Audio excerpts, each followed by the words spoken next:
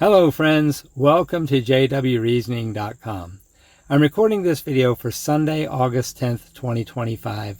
I have to make a short video. I've been very busy. That's why I've been making shorter, more informal videos, because I've just really been on the go this summer. I have a lot of things planned for this summer and this fall, but I do plan to keep doing videos each week as I can. If I skip a week, I want to apologize in advance.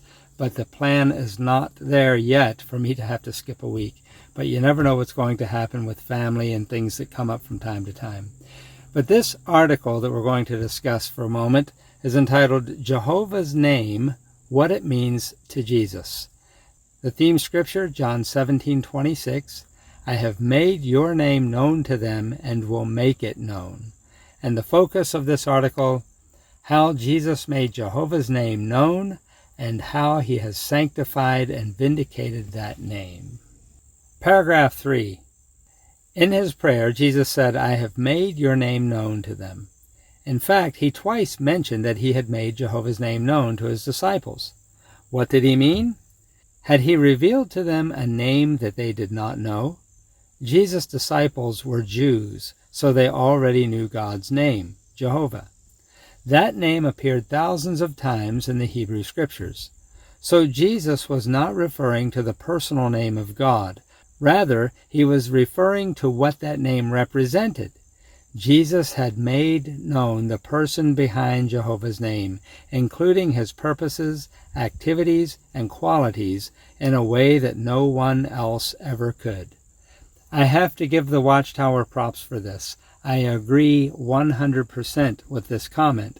It wasn't about making the word or the name Yahweh or Jehovah known. I would have worded it a little bit differently. I would have said that he was revealing God's character. But that's really what it says here when it says he had made known the person behind Jehovah's name, the person behind that name. In other words, Jesus came here to reflect the character of God. I know a lot of people think I'm always critical of the Watchtower. I am critical of the Watchtower. But when they say something right, I'm going to give them credit for what they said right. And I appreciate the fact that it wasn't about the name or the word. It's about the character of God. Jesus perfectly reflected his Father's character, the love of God, and the things that God wants to do for humanity. So they do well in paragraph 3, but notice paragraph 4. To illustrate, imagine that there is an elder in your congregation named David, and he is also a surgeon. So it falls apart right off the bat. Do you know of any Jehovah's Witness that is a surgeon or that would be able to go to college to become a surgeon?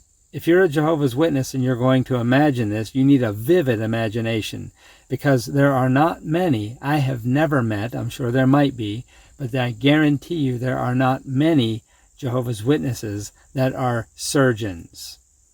And then it goes through this illustration.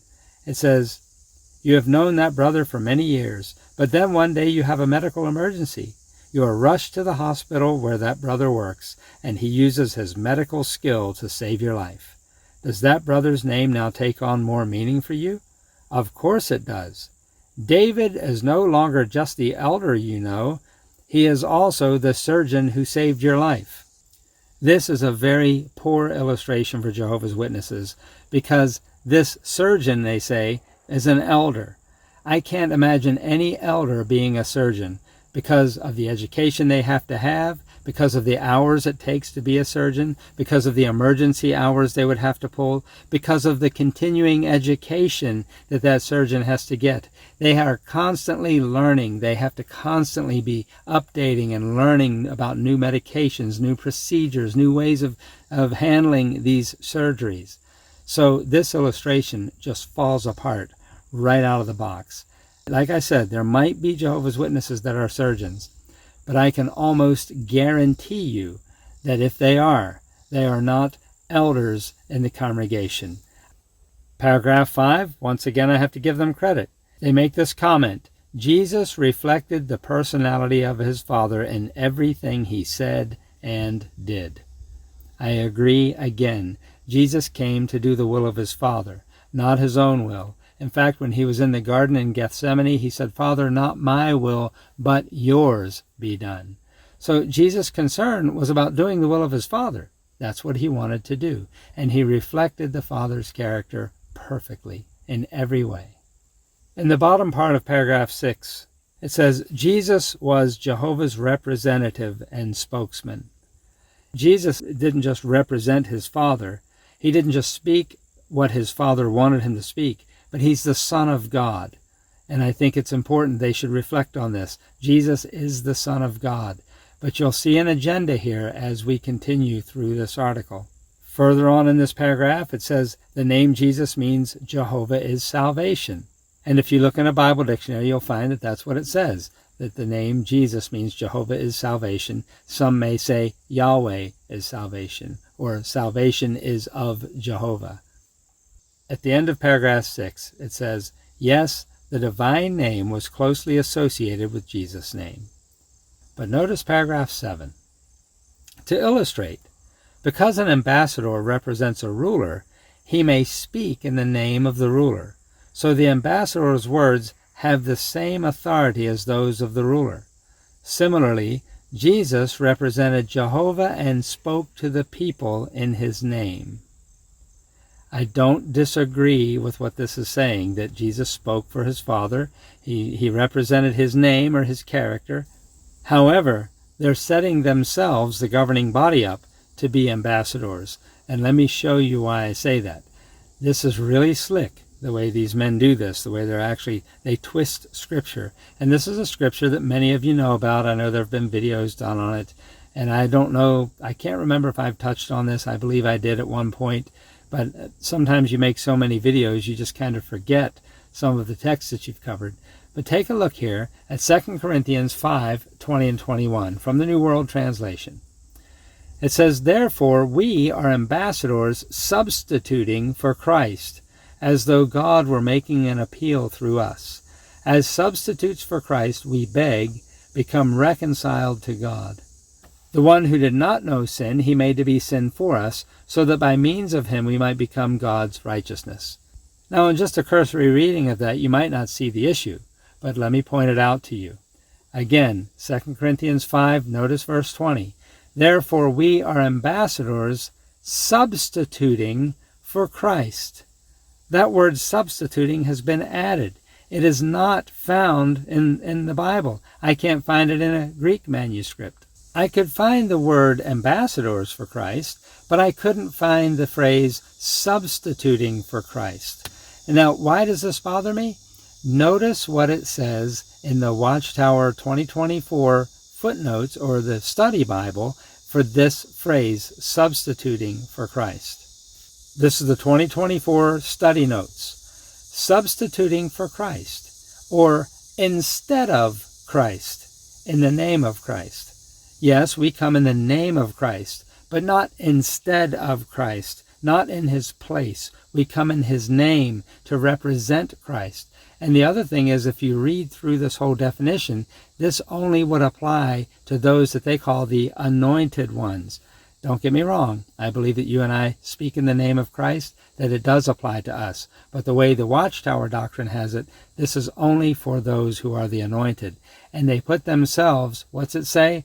As ambassadors substituting for Christ. They're putting themselves in the place of Christ. They're taking his place as substitutes instead of ambassadors, instead of representatives. There's a big difference between being an ambassador or representing somebody and substituting for somebody. This is why this text bothers me. So once again, let's read verse 20 in the New World Translation, and then we'll read it from the New King James. Therefore we are ambassadors substituting for Christ, as though God were making an appeal through us. As substitutes for Christ, we beg, become reconciled to God. So let's look at it in the New King James. Now then, we are ambassadors for Christ, as though God were pleading through us. We implore you on Christ's behalf, be reconciled to God. To me, when I read this, there's a huge difference in the wording. So, friends, again, this is the governing body, changing Bible translation, putting themselves in the place of Christ. So when I look at this paragraph 7, and it says, an ambassador represents a ruler, and then it says Jesus represented Jehovah and spoke to people in his name, I agree that he represented Jehovah and he spoke to people in his name. However, this is a slick way of beginning to indoctrinate you that the Watchtower or the governing body are substitutes for Christ. Another way that they're demeaning the Son of God. Paragraph 12. Because of his love for Jehovah, Jesus wanted to do all he could to sanctify and vindicate Jehovah's name. I surrender my life, Jesus said. Yes, he was even willing to die for Jehovah's name. The question I have is, did he come to die for Jehovah's name, or did he come to die for humanity? Did he come to save the lives of human beings?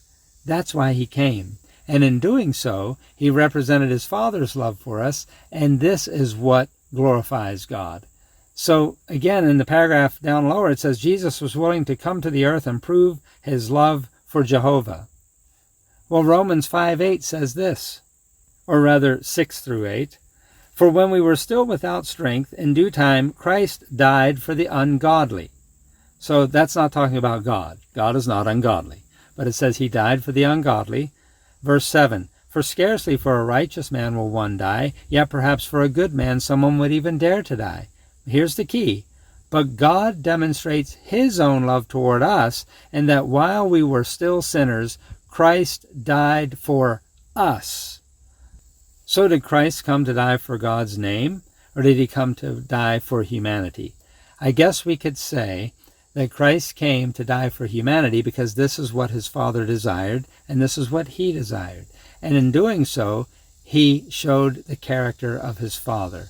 He showed the character of God, and not only that, he showed his own character and his love for you. But they say here, he was willing to die for God's name.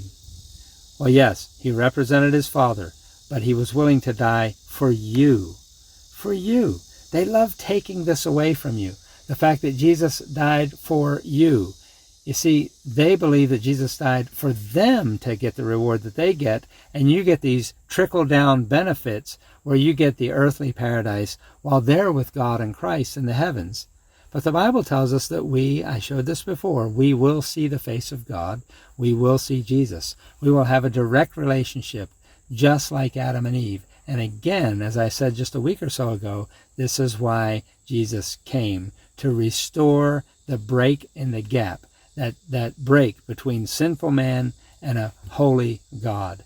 Jesus is our mediator now, but then we will be with them, the Father and his Son. Friends, there are so many issues with this article, but once again, if you read it carefully and you know what they've taught in the past, you know that they're putting themselves in the place of Christ. I don't have time to go on any longer. I wish I could. But friends, I hope you will keep studying your Bible. And remember, Jesus is the way, the truth, and the life. No one comes to the Father except through him. And keep in mind that there's no other name under heaven given among men by which we must be saved. And that's the name, Jesus Christ. So please, friends, keep studying. And my prayer for you is that Jehovah will continue to bless you until we meet again.